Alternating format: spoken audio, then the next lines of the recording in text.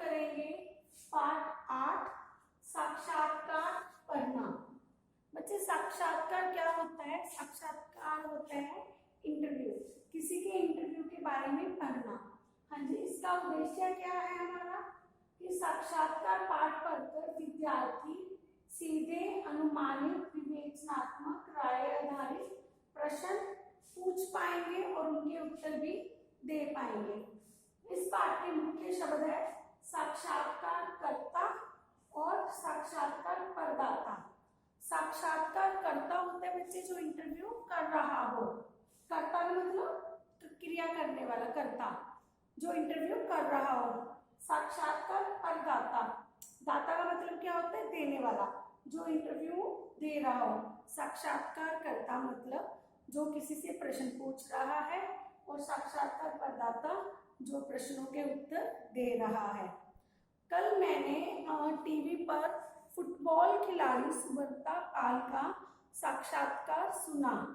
उसने जानकारी दी कि भारतीय मूल के जो गोलकीपर हैं उनको सर्वश्रेष्ठ नाम हासिल है, मतलब वर्ल्ड में उन्हें बेस्ट गोलकीपर्स माना जाता है।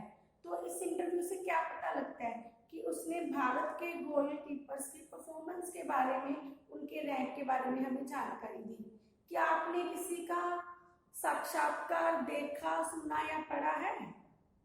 साक्षात्कार से हमें क्या जानकारी मिलती है?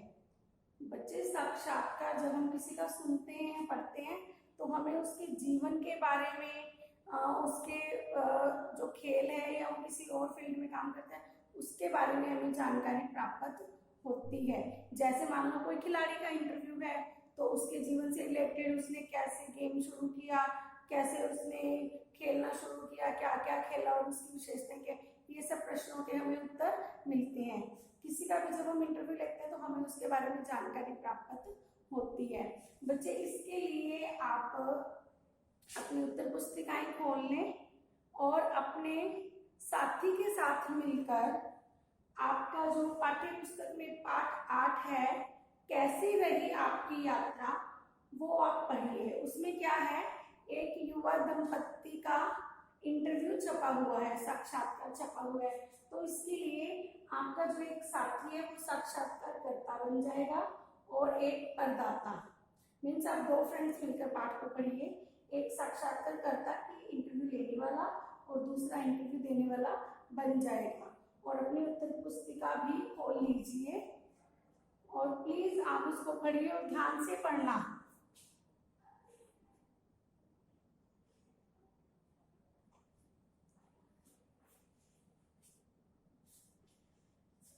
आई थिंक सबने पाठ पढ़ लिया है। अब आप अपनी कॉपी पर उत्तर पुस्तिका के अंदर ये तालिका बनाएं। इस तालिका में सबसे पहले आप लिखें सीधे प्रश्न।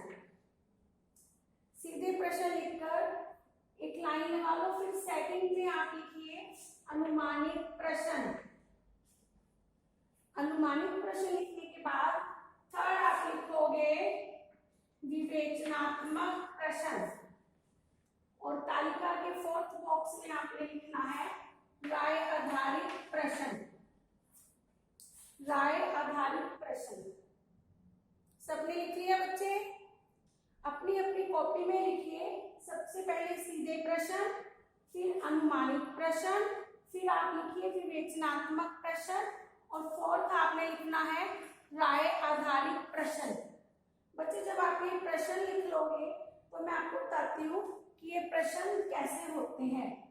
बच्चे, सीधे प्रश्न, सीधे प्रश्न वे प्रश्न होते हैं जब हम कोई भी इंटरव्यू पढ़ते हैं या किसी के बारे में पढ़ते हैं, साक्षात्कार के बारे में, तो जिन प्रश्नों का उत्तर हमें सीधे पढ़कर पता चल जाता है उन्हें हम कहते हैं सीधे प्रश्न। जैसे अभी आपने पाठ पढ़ा कैसी रही आपकी यात्रा, तो उस पाठ में अगर हम प्रश्न करें कि युवा दंपत्ति ने कितने देशों की यात्रा की, तो आप बुक में से पढ़कर बता सकते हो 42 देशों की, है ना, जिनके उत्तर हमें सीधा मिल गया। हमने पढ़ा और हमें सीधा आंसर मिल गया। तो सीधे प्रश्न क्या होता है कि जब हम किसी से क्वेश्चन करते हैं और उसका आंसर जो हमें पढ़कर सीधा मिल जाए तो उसे हम क्या कहते हैं? सीधे प्रश्न। सेकंड कौन सा है, अनुमानित प्रश्न। अनुमानित प्रश्न वो होता है बच्चे जिन प्रश्नों के उत्तर देने के लिए हमें अनुमान लगाना पड़े, हमें अनुमान लगाना पड़े, उनको क्या कहेंगे, अनुमानित प्रश्न। जैसे कि ये आपकी जो ये किताब में आपने पाठ पढ़ा है उसमें युवा दंपत्ति है वो बहुत देशों में घूमते हैं, है ना। तो उसमें उन्होंने कहा है कि हमें जो जिंदगी है बहुत छोटी है, उसको पैसे धन दौलत के पीछे भागकर नहीं गंवाना चाहिए, बल्कि हमें अपनी खुशियों के लिए जीना चाहिए। तो आप इस वाक्य से आप उनके कौन से स्वभाव के बारे में अनुमान लगा सकते हो, प्लीज टेल मी। अगर युवा दंपत्ति के अनुसार कि जिंदगी छोटी है और हमें सिर्फ पैसे कमाने के पीछे नहीं भागना चाहिए, अपनी खुशियों के पीछे भागना चाहिए, अपनी खुशियों के लिए जीना चाहिए, तो आप उनके स्वभाव की कौन सी विशेषता के बारे में अनुमान लगा सकते हो। Yes please give the answer. हाँ जी, नाउ लिसन बच्चे, इसमें हम उनके स्वभाव का अनुमान लगा सकते हैं कि वो अपने जिंदगी में पैसों से अधिक महत्व अपनी खुशियों को देते हैं। तो ये हमने अनुमान लगाया, तो क्या हो गया, अनुमानित प्रश्न, जिसका उत्तर हम अनुमान लगाकर दे सके।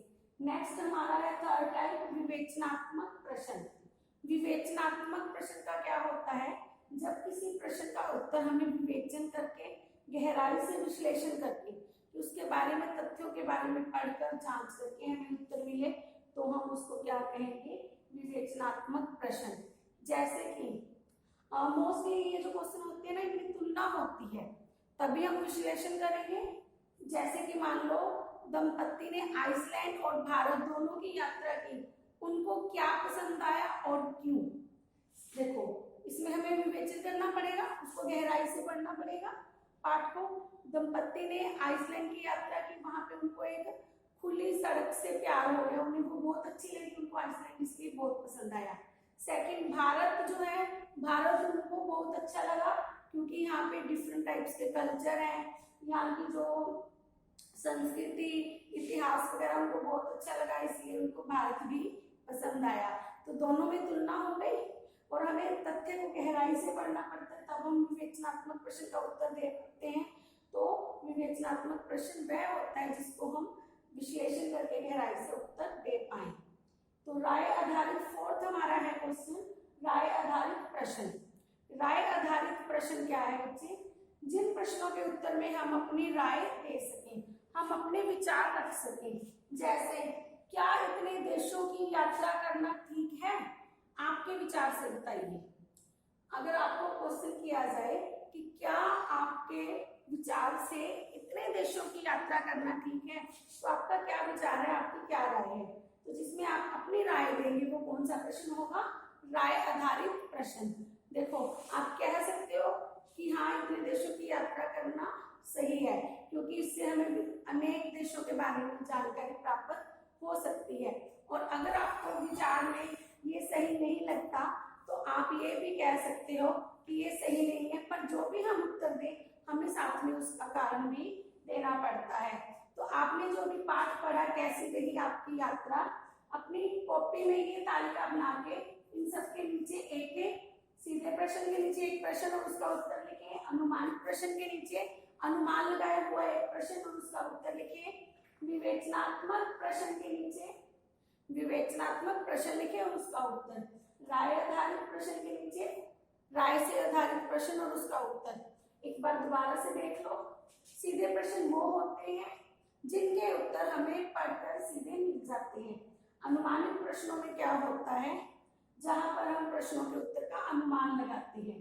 विवेचनात्मक प्रश्न में क्या होता है, जहां पे उत्तरों का प्रश्नों का उत्तर देने के लिए हमें गहराई से विश्लेषण करना पड़ता है। और राय आधारित प्रश्न में हम अपने विचार रख सकते हैं, परंतु उसके लिए हमें कारण भी देना पड़ता है। तो बच्चे ये तालिका आप अपनी उत्तर पुस्तिका में बनाओ और इनसे रिलेटेड आपने एक एक प्रश्न भी लिखना है, इट्स योर होमवर्क। और आज आप अपनी वर्कबुक का 8.1 भी कंप्लीट करोगे। वन थिंग मोर, आपको ये बताइए सबसे ज्यादा इंटरेस्टिंग क्वेश्चन कौन सा लगा इसमें से, आपको सबसे अच्छा क्वेश्चन क्यों लगा और कौन सा लगा, प्लीज टेल मी। यस, सबसे अच्छा क्वेश्चन मुझे अगर कोई पूछे तो मैं कहूंगी मुझे अनुमानित प्रश्न लगा, क्योंकि हम इसमें क्या होता है, अनुमानित प्रश्न में हमें थोड़ी जानकारी प्राप्त होती है और उसके रिगार्डिंग हम अनुमान लगा सकते हैं। देखो बच्चे, सीधे प्रश्न में तो प्रश्न का उत्तर हमको पता ही है ना, तो इसमें तो कोई खास बात नहीं है। विवेचनात्मक क्या होता है कि गहराई से विवेचन करना पड़ता है, और अनुमानित में क्या होता है, अगर हमें थोड़ी सी भी जानकारी हो ना तो हम उसका अनुमान लगा सकते हैं। इसलिए मुझे ये सबसे अच्छा प्रश्न, सबसे रोचक प्रश्न अनुमानित प्रश्न लगा। ये आपका था ब्लॉक नंबर 8 का साक्षात्कार पढ़ना, और प्लीज ये क्वेश्चन के नीचे एक क्वेश्चन इसी टाइप का आपने लिखना है और उसका उत्तर भी लिखना है। It's okay.